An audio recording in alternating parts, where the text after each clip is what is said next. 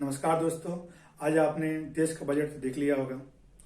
आंकड़ों की बाजीगरी और मेज की थपथपाहट के बीच आपको कुछ समझ में नहीं आया होगा और आप गोदी मीडिया में आप ढूंढने की कोशिश कर रहे होंगे कि बजट में क्या है, आपके लिए इसमें क्या है। जी, वहाँ भी आपको बस आंकड़ों की बाजीगरी नजर आएगी, इसमें कुछ ज़्यादा नहीं है। मैं सिंपल शब्दों में कहूँ तो ये एक बचपन के खेल की तरह ये बजट है। आप लोगों ने नहीं खेला होगा, मैंने भी खेला होगा, आपको याद होगा। अक्कड़ बक्कड़ बम्बई बो, 80 90 पूरे 100 में लागा धागा, चोर निकल के भागा, मेम खाए बिस्कुट, साहब बोला वेरी गुड। जी, इस बार का बजट कुछ ऐसा ही है, ये इस गेम की तरह ही है। पिछली बार जो 2020 का जो बजट था, जो कि स्पेशल, उसके बाद 20 लाख करोड़ का पैकेज भी था, उस समय में भी आपने गेम देखा होगा, पोसंपा भाई पोसंपा। तो सरकार बस बच्चों वाली गेम खेल रही है और आप लोग आंकड़े में उलझे हुए हैं।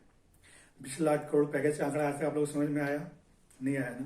तो भला अब इसे कहाँ समझ पाइएगा। कहाँ आप गोदी मीडिया के सीन पे आप ढूंढ रहे हैं जहाँ पे वो संसद में जो मेन की तख्तापलट से ज्यादा शोर सुनाई दे रहा होगा। ये आपको कुछ समझ में नहीं आएगा। सच तो ये है कि ये बस आंकड़ों की बाजीगरी है, इसमें सच्चाई कुछ भी नहीं है। 20 लाख करोड़ के पैकेज में आपने देखा होगा, उसमें बहुत शोर शराबा हुआ था कि भाई ये तो इतना बड़ा पैकेज है। पर जब बाद में पता किया गया तो निकला ये हमारे 1.5 लाख करोड़ का पैकेज है और 1.5 लाख में भी आधे ही जो हुए खर्च किए गए इस पे। बाकी तो इसमें सब कुछ है, कर्ज माफी वगैरह सारा कुछ है। उसमें सबसे ज्यादा कर्ज माफी तो पूंजीपतियों का है, उसको भी 20 लाख करोड़ के पैकेज में डाल दिया गया। बैंक एनपीए हुआ है, बैंक की जो माफी की गई, पैसे दिए गए, उन सबको उसमें डाल दिया गया। अब आप ये बजट देख लीजिए, इसमें क्या है। इस बजट में जो इस बजट को लेकर 2022 की हम चल रहे हैं, उसमें जिसमें किसान की आय दुगनी की जाएगी, किसानों की बात की जा रही है, खूब शोर शराबा हो रहा है। पहली बार देश में डिजिटल बजट पेश किया जा रहा है, डिजिटल भारत का डिजिटल बजट।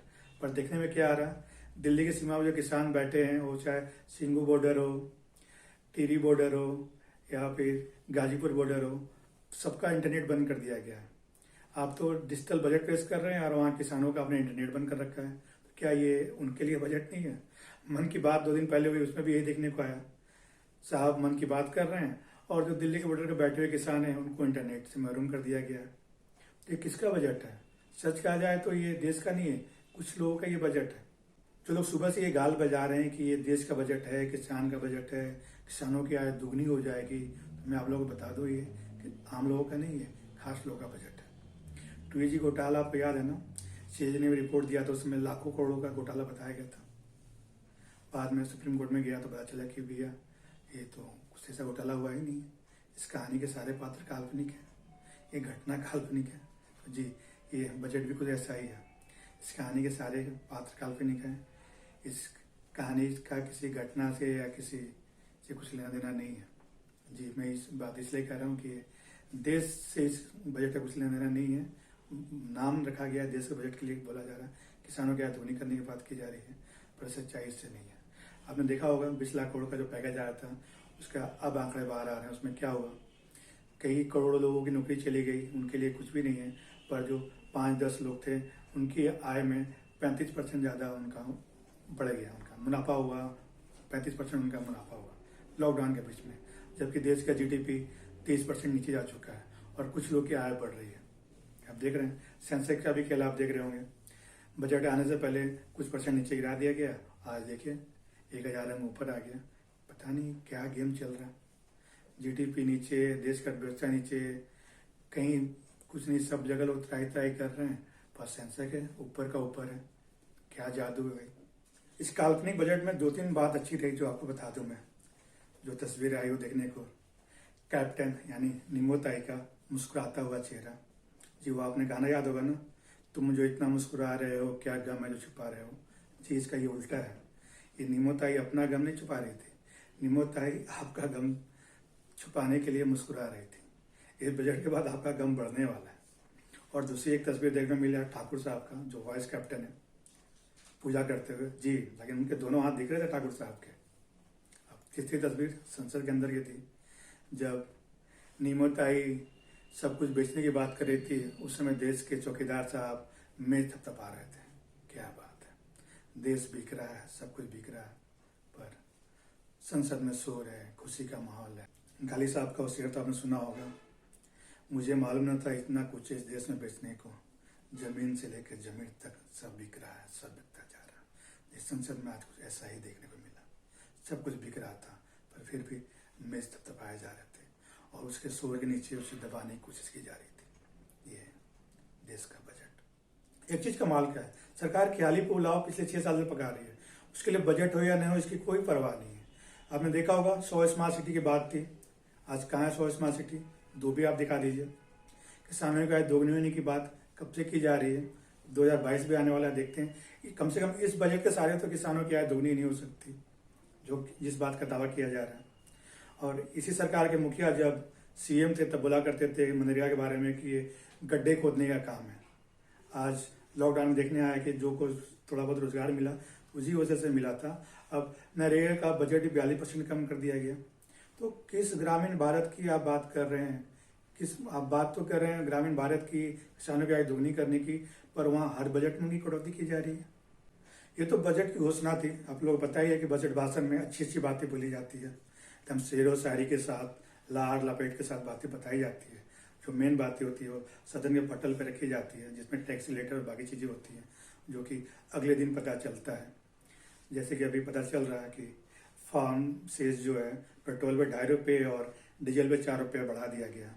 और इस पर ही बात है कि गोदी मीडिया में देखिए लोग चीख चीख के बोल रहे कि नहीं इससे कोई फर्क नहीं पड़ने वाला है, पेट्रोल का रेट और डीजल का रेट में कोई फर्क नहीं आएगा। अरे भैया पहले 100 रुपये हो चुके हैं पहले से ही, और उसमें क्या फर्क आएगा?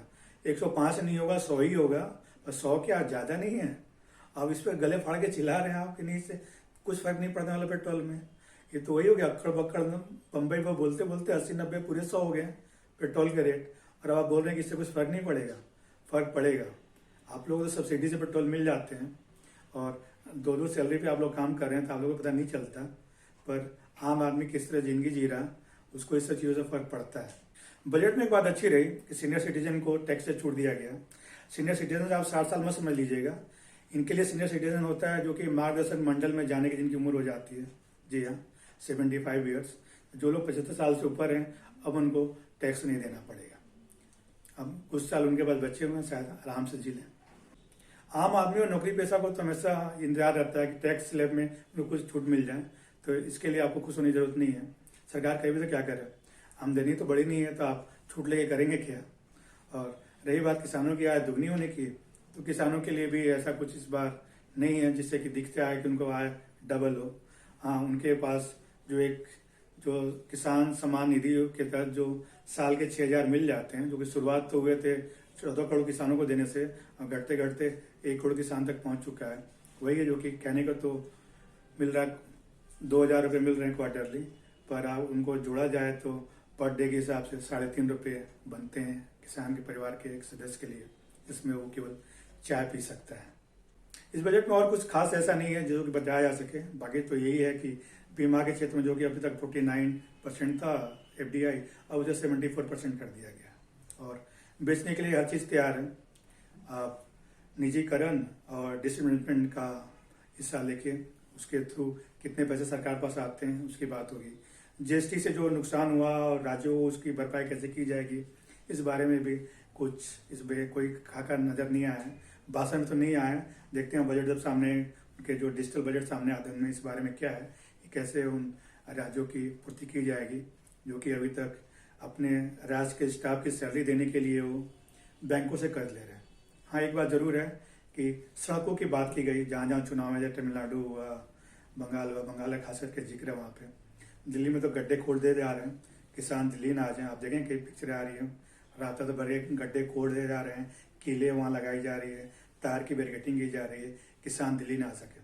दिल्ली की सड़कें खोदी जा रही है, और वेस्ट बंगाल में चुनाव है इसलिए वहाँ पे सड़कें बनाने की बात की जा रही है, घोषणा की गई है इसमें काफ़ी। पर आम लोगों के लिए इसमें और कुछ खास नहीं है, और ना ही ये आम लोगों का बजट है, ना ही किसानों का बजट है। आप लोगों के लिए हाँ, एंटरटेनमेंट का पूरा पैकेज है। आप शाम को रोज आप बैठिए, जब भी फ्री टाइम हो, कोई तो काम होगा भी नहीं, दिन में भी शाम को जब टाइम मिला बैठिए, टीवी देखिए, उसमें आपको सब कुछ मिलेगा, ड्रामा, इमोशन, ट्रेजेडी, सब कुछ देखने को मिलेगा। वो डर्टी पिक्चर का डायलॉग याद है ना, ये फिल्म 3 चीज़ों से चलती है, एंटरटेनमेंट। तो आजकल देश भी ऐसे ही चल रहा है, एंटरटेनमेंट का चल रहा है। मनोरंजन में कोई कमी हो तो बताइए, मनोरंजन में कोई कमी तो नहीं है ना? बस काटिए। सब में अच्छा चला काटिए, अच्छे दिन है, यही शायद इसी अच्छे दिन कहते हैं। आपके पास बहुत कुछ है करने को। नफरत की खेती आप कीजिए। किसान तो जो कर रहे हो कर ही रहे हैं, आपके पास करने के लिए नफरत की खेती। बीज बुआ गया है, अब आप फसल काटिए। मुझे दीजिए इजाज़त।